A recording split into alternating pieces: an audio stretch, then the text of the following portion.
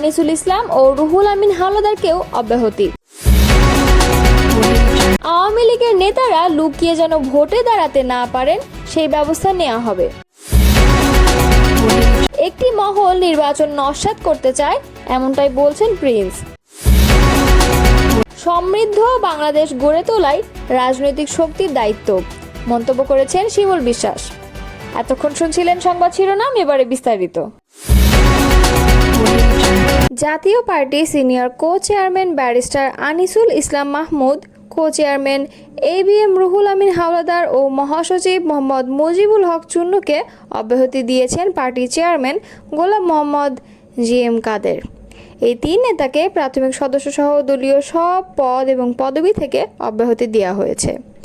সোমবার জাতীয় পার্টির দপ্তর সম্পাদক সই করা এক সংবাদ বিজ্ঞপ্তিতে এ তথ্য জানানো হয়। এই আদেশ ইতোমধ্যে কার্যকর করা হয়েছে। এর আগের এক বিজ্ঞপ্তিতে মুজিবুল হক চুন্নুকে অব্যাহতির কথা জানানো হয়েছিল। সংবাদ বিজ্ঞপ্তিতে বলা হয়, গত 25 জুন জেলা মহানগরের সভাপতি, সাধারণ সম্পাদক, সদস্য সচিবদের মতবিনিময় সভা অনুষ্ঠিত হয়। সেখানে পার্টির senior co chairman barrister Anisul Islam Mahmud, co chairman ABM Ruhul Amin Howlader এবং মহাসচিব মুজিবুল হক চুন্নুর বিরুদ্ধে দলীয় শৃঙ্খলা ভঙ্গের অভিযোগ এনে শাস্তিমূলক ব্যবস্থা দেওয়ার দাবি জানানো হয়।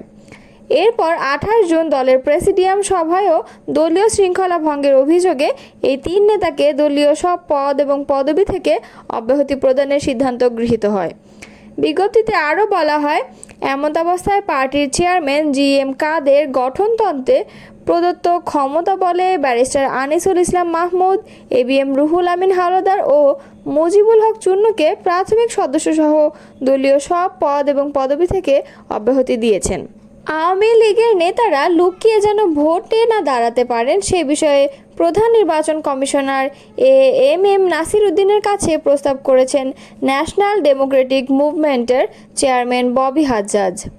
তিনি বলেন, নিবন্ধন স্থগিত থাকা দলের কোনো সদস্যের ভোটে দাঁড়ানোর বিষয়টি যেন অযোগ্য ঘোষণা করা হয়। নাম লুকিয়ে যেন সেই দলের কোনো নেতা ভোটে না আসতে পারেন। সোমবার CECর সঙ্গে বৈঠক শেষে তিনি সাংবাদিকদের কাছে এমন দাবির কথা জানান।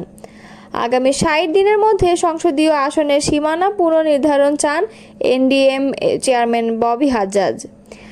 এক প্রশ্নের জবাবে ববি হাজ্জাজ বলেন, নিষিদ্ধ সংগঠন যখন বলছি তখন আওয়ামী লীগের কথা বলছি। সেই কেন্দ্র, জেলা বা উপজেলা কমিটিতেও যারা পদে ছিলেন এমন নেতাদের কথা আমরা বলেছি যেন তাদের ভোটে অংশ নেওয়ার সুযোগ না দেওয়া হয়।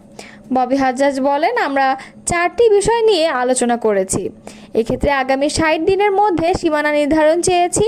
নির্বাচনে বয়সসীমা 25 লাখ থেকে বাড়িয়ে 40 লাখ টাকা করতে বলেছি। PVC পোস্টার বাতিলের সিদ্ধান্ত প্রত্যাহার করতে হবে এবং নিবন্ধন স্থগিত রয়েছে এমন দলের নেতারা যেন ভোটে দাঁড়াতে না পারে, ইসি যেন সেই ব্যবস্থায় নেয়। সাংবাদিকদের প্রশ্নের জবাবে তিনি বলেন, যখন 25 লাখ টাকা ব্যয়সীমা করা হয়েছিল সেই বাজার দর আর এখন নেই। সব কিছুর দাম বেড়েছে, তার উপর পোস্টার তুলে দিতে যাচ্ছে, তাই ব্যয়সীমা 40 লাখ টাকার কথা বলা হয়েছে। তিনি আরও বলেন, কেউ আইনের ঊর্ধ্বে না, যখন আইন পাশ হয় তখন সেটার স্পিরিট মানতে হবে। নিবন্ধন স্থগিতাদেশ যদি না ওঠে তাহলে তারা ভোটে অংশ নিতে পারবেন না।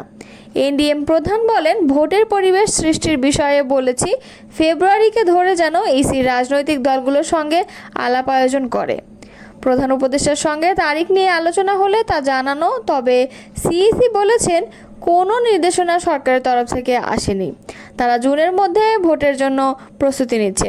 তিনি বলেন, কখন নির্বাচন হবে তা যদি CEC পরিষ্কার করে জানান তবে জনগণের ধারণা পরিষ্কার হবে। বিএনপির যুগ্ম মহাসচিব সৈয়দ ইমরান সালেহ প্রিন্স বলেছেন, আবার নির্বাচন নিয়ে ষড়যন্ত্র শুরু হয়েছে। একটি মহল জটিলতা ও সংঘাতের মাধ্যমে অস্থিতিশীল পরিস্থিতি সৃষ্টি করে নির্বাচন নস্যাৎ করতে চায়। তারা অন্তর্বর্তী সরকারের চরিত্র পাল্টে নির্বাচন ছাড়াই দীর্ঘমেয়াদে ক্ষমতার ভাগ ও স্বাদ নিতে চায়।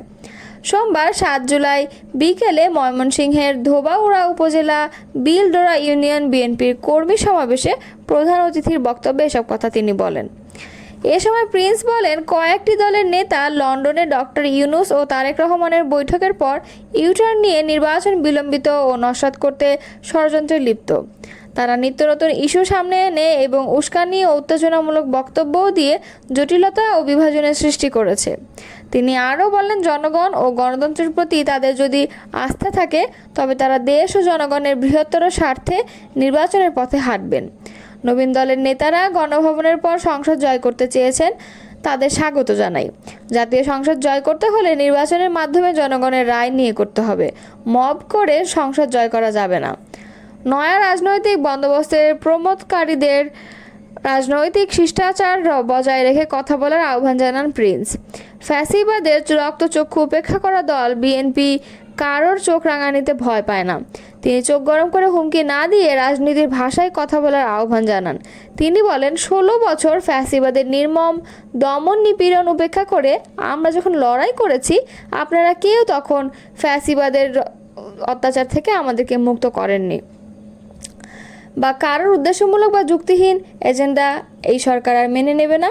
যে পদ্ধতি জনপ্রতিনিধি নির্বাচনে জনগণের অধিকার কেড়ে নেয়, সেই পদ্ধতির প্রমোটকারীদের বিভিন্ন উদ্দেশ্য রয়েছে। তিনি নেতাকর্মী ও জনসাধারণের প্রতি এসব ষড়যন্ত্র মোকাবেলায় প্রস্তুত থাকার আহ্বান জানান। ইনশাআল্লাহ সব ষড়যন্ত্র মোকাবেলা করে আগামী ফেব্রুয়ারিতে নির্বাচন হবে।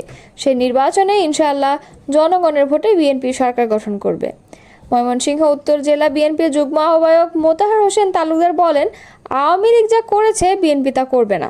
নেতাকর্মীদের প্রতি তিনি তারেক রহমানের নির্দেশনা অনুযায়ী নিজেদের দেশ ও দলের কাজে আত্মনিয়োগ করার আহ্বান জানান।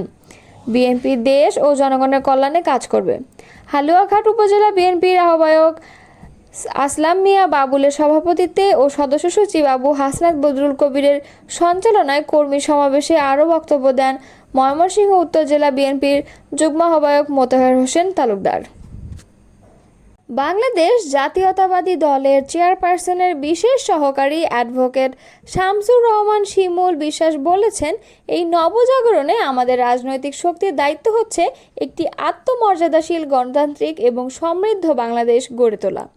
সোমবার জাতীয় প্রেস ক্লাবের জহুর হোসেন চৌধুরী হলে freedom artist society welfare organization of Bangladesh আয়োজিত এক মিউজিক ভিডিওর উন্মোচন অনুষ্ঠানে তিনি কথা বলেন।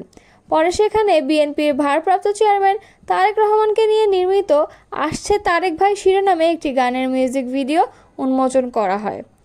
শিমুল বিশ্বাস বলেন, বাংলাদেশের ইতিহাস, সংস্কৃতি এবং রাজনীতির মেলবন্ধনে আমরা আজ এক নতুন নবজাগরণের দ্বারপ্রান্তে দাঁড়িয়ে আছি। জাতির শক্তি হলো তার মেধাবী জনগণ, যারা পর্দার আড়ালে কিংবা সম্মুখ সারি থেকে দেশ গঠনে কাজ করে যাচ্ছেন। আমরা বিশ্বাস করি, যাদের মধ্যে নেতৃত্বের গুণাবলী ও সংস্কৃতির চেতনা রয়েছে, তাদের